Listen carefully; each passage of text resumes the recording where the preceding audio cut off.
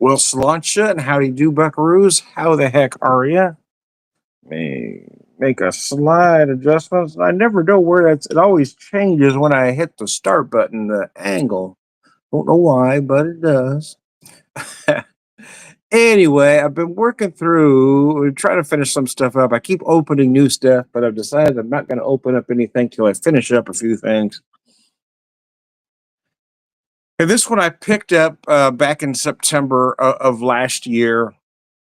So I figure I probably ought to finish it up. This is PawPaw's Birthday Barrel, a tribute to one of Kentucky's most legendary farmers and distillers. He still out distills, works, farms most men half his age, bottled in bond. So it's a minimum of 4 years old at 100 proof. Show you that. I picked it up mostly because it had a signature on it. I know that probably doesn't mean anything, but it is 100 proof. It'll give me the exact mash on it, but I will tell you that this stuff is excellent. So the rest of this I am going to drink neat.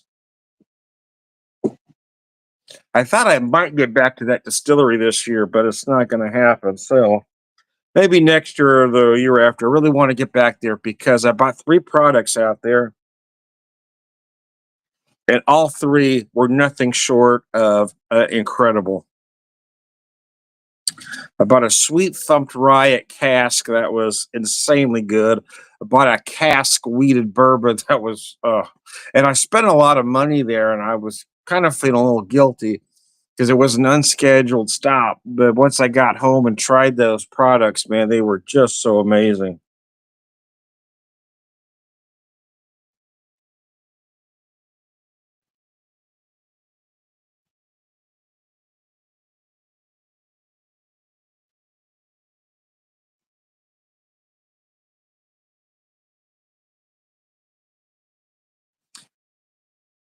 So I thought I'd give myself a nice pour here, neat. Bear with me. I was trying to check something real quick, but it just wasn't working the way I wanted it to. So anyway, let me set that down. Let me show you this whiskey. Nice healthy pour there, as you can see. That cask rye, the cask bourbon was just amazing.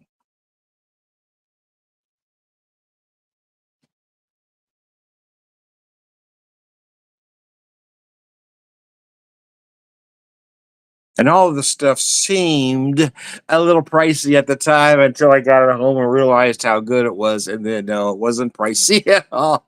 Wish I'd have bought more.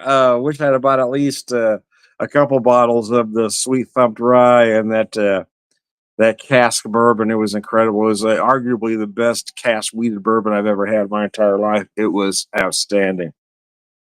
But this 100 proof bottled in bond is wow good.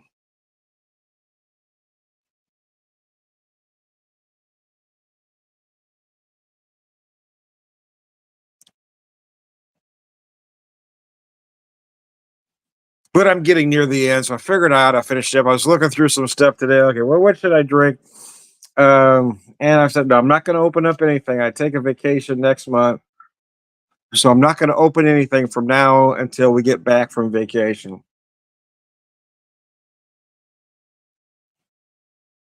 So I've had some stuff opened up for a while that I need to finish up, and I'm not a collector by any means. I mean, I probably never have more than 20 bottles at any given time. And right now I'm down to a lot less than that. I'm not one of those guys that wants to collect a whole bunch of stuff because this stuff gets neglected. You have a little pour here, a little pour there. I mean, I want to enjoy the whiskey, so I don't buy a whole lot at one time. I'm a drinker, not a collector. So on vacation last year, I bought quite a few. I think I bought 17 bottles. I think only 13 of those were whiskey, though. I bought a couple other things.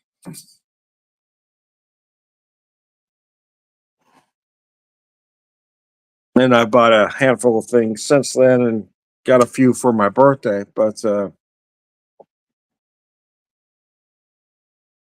I've been trying to finish up some of the stuff that I opened up last year after we got it home and then got caught up in other things like this one here. I really need to finish up.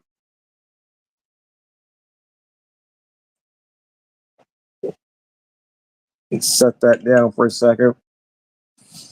Told you I had a cheap beer, and I picked up a 12 pack of this genuine draft for another reason. I had a podcast last week that I needed a cheap beer for, so that's what I bought. Is now I'm finishing them up. I've got three left, so I'll probably drink two of those three in the course of this video here.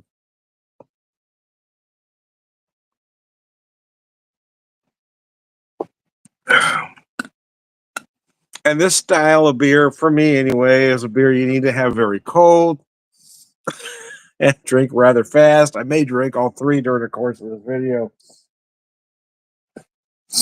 As I drink this rather fine whiskey. Neeley's Family Distillery, small distillery right there in Sparta, Kentucky, out in the middle of no place. And we found it by accident. I said my wife actually.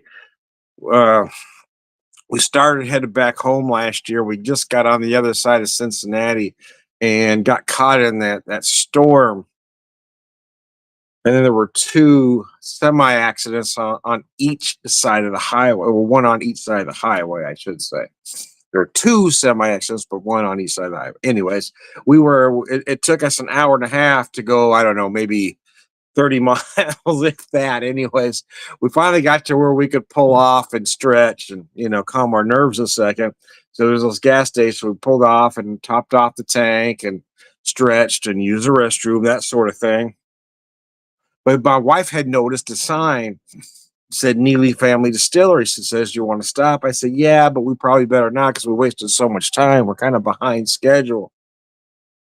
She says, "No, let's go ahead and stop. I kind of want to rest, and you really want to see it. It's a shame to be right here in town and not go."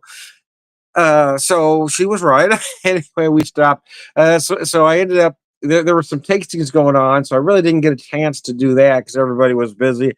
So I bought three bottles blindly. Right, I bought this one here, the PawPaw's Birthday Barrel, that sweet thumped. It was a 375, and the sweet thumped rye, and that cast bourbon that I told you about. And with that, I mean, it was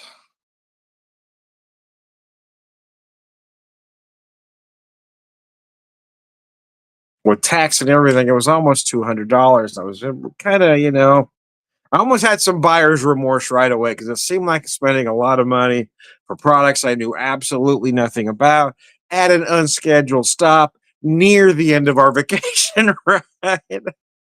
We're doing pretty good on a budget, but it was still at the tail end, right? So you still only had so much left. Anyways, so yeah, I mean, all the way to our next hotel. I mean, I was having a little bit of buyer's remorse, and I didn't try it then. But when we stayed the night in Evansville at the Bally's Casino there, and then we went on to St. Louis and spent a night there. When we got to St. Louis, I did bring one of the bottles up to the room of this one, as a matter of fact, and opened it up and tried it. Went, oh my freaking Lord. That's when the buyer's remorse ended and wishing I had spent more. Oh my God, I should have just bought everything in there. but I didn't know anything about the products. I wasn't able to do a tasting here. But I'm telling you, if you're ever going through, by, around, anywhere near Sparta, Kentucky, I could not recommend Neeley Family Distillery highly enough. They are amazing.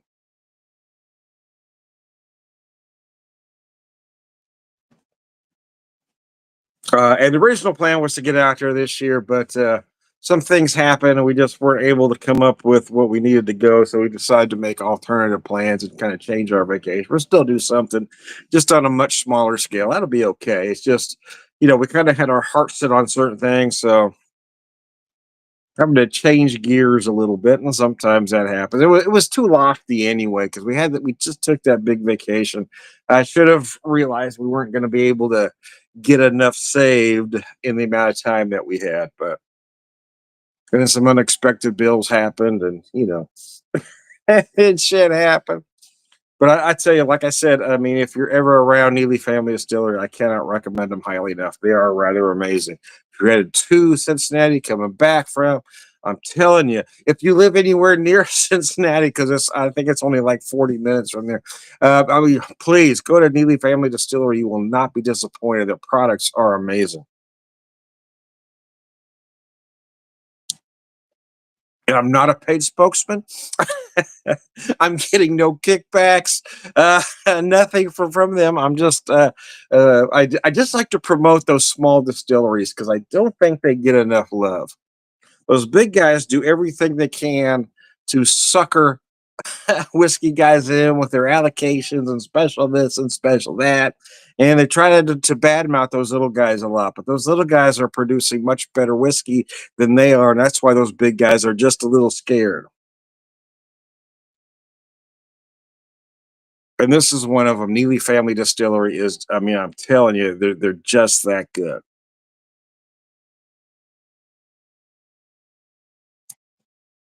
Once again, I'm getting no considerations from them, nothing at all.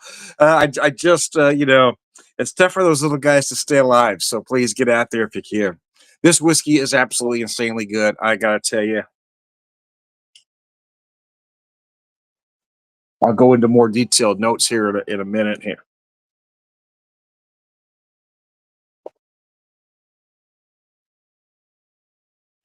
Oh,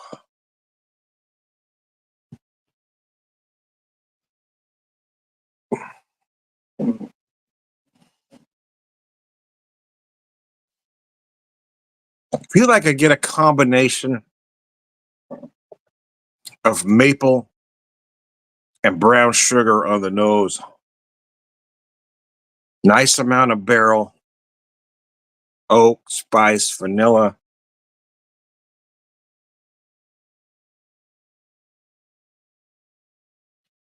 The nice thing about bottled and oh gosh, that's delicious.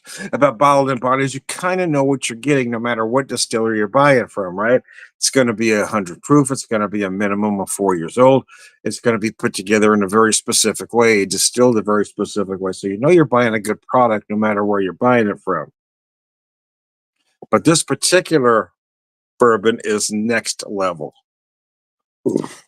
Excuse me. Oh, excuse me. Damn.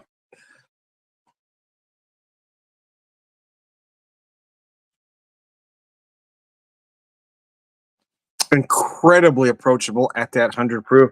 But I will tell you, those cast products, I mean, hell, I had no problem drinking those neat. I mean, whatever they're doing there, the Neeley Family Distillery, it is just amazing, man. And I hate to keep sounding like a commercial, but I'm telling you, this stuff is just that good.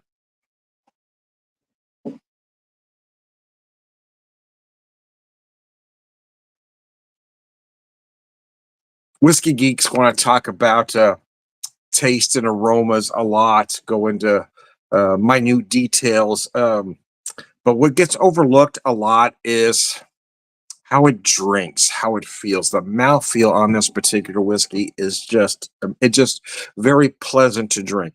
Just velvety smooth, not watery and not too viscous.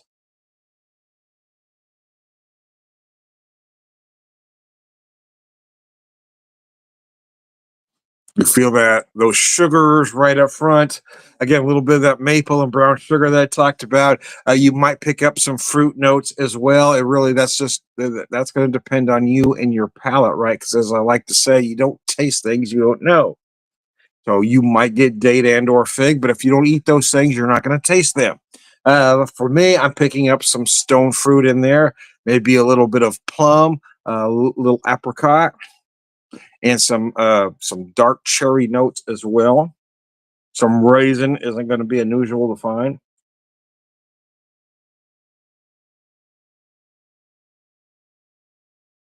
Oh, gosh, that's delicious. Nice amount of barrel right at the end there. Oak. I mentioned vanilla earlier. Yeah, you're going to get vanilla kind of runs all the way through, but it's a little more subtle here than many bourbons, and but in a good way. It acts as a nice supporting player, lifting everything else up, like that perfect character actor that makes everybody else look good.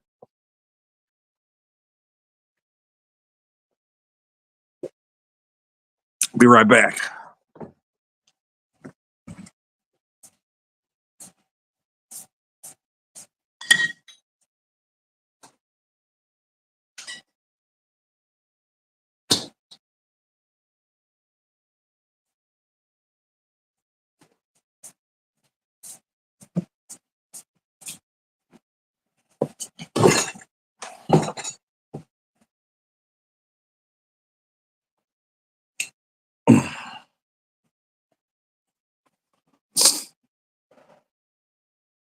Oh man,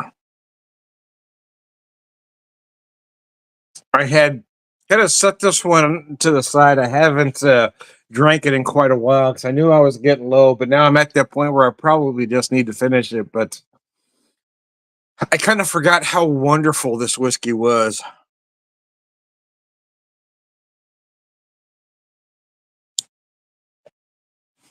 As I said, we were there kind of unplanned. They already had two tastings going on at the time, so I didn't have a chance. I meant to buy a glass there, but I forgot right at the end to add it because it was they had it in a case, so I had to ask for it, and I kind of forgot. I got talking, and it slipped my mind. So we were already on the road. Oh damn! I forgot to buy a glass. But when I am able to get back out there, I'm going to plan a bit of where I can do a proper tasting there, and I'm going to budget a very specific amount of money that I can spend there so I can buy damn near everything I want to. Because, man, if I get there again, I mean, I spent as much as I did on 3 bottles blindly. Now that I know how good everything is, I'm not going to worry about how much I spend there because I know the products are just amazing.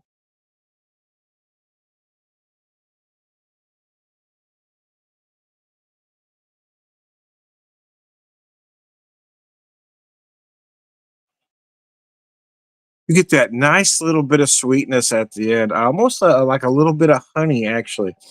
A little honey with those barrel notes, a little bit of cinnamon. You might find some allspice, ginger. I get just that slight notion of ginger at the end there. Oh, it's just gorgeous, man. So, anyways, let me show you that bottle one last time here. 100 proof.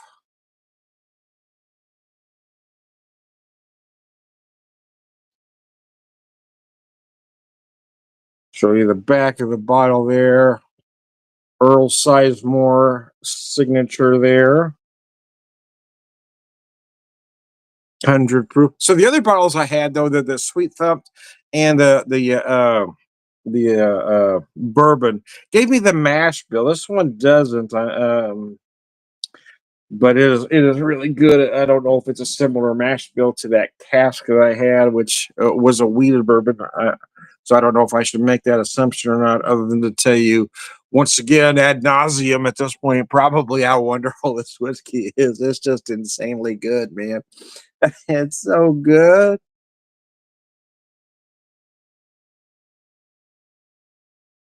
But yeah, I'm at that point where I'm trying to just thin stuff out. Whereas other folks, they just want to keep buying and keep that collection up. I don't really do that. I'm not knocking those that do. My only issue is with folks that collect for the sake of collecting, right? You're just buying stuff for the sake of buying. You have no intention of opening these or sharing these. You're just buying to say, hey, look at me, and I cool. I don't have an issue with collectors per se if they are going to appreciate the whiskey because I mean to just buy it to sit on a shelf I just don't get.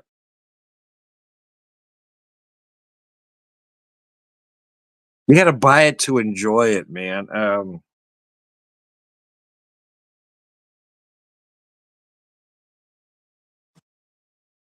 Everything I buy from the lower end to the highest end is going to get shared with somebody. Man. It's going to get drank, man. So, oh man, this is just delicious.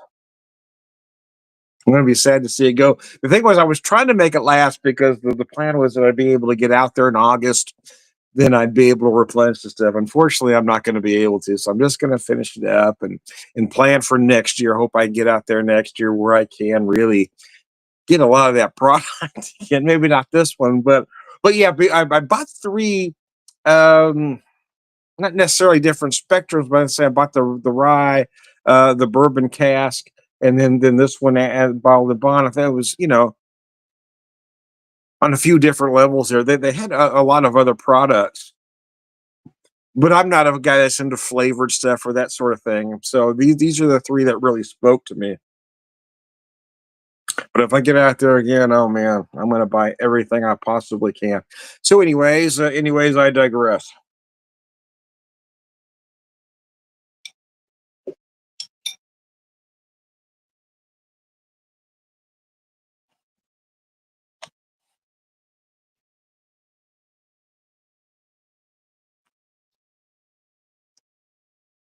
Oh, mercy. You know,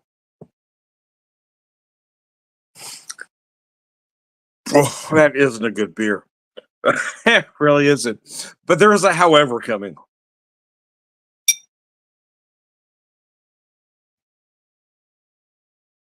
The however is that very cold. I mean, sometimes it just hits the spot. Right now, I got it so cold that it just tastes good.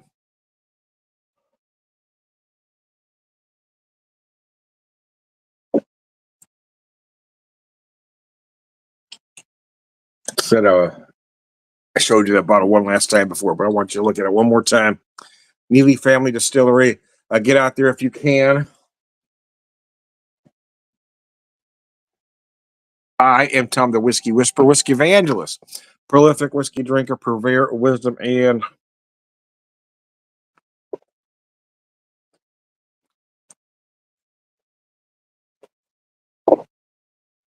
oh, good gravy. Oh,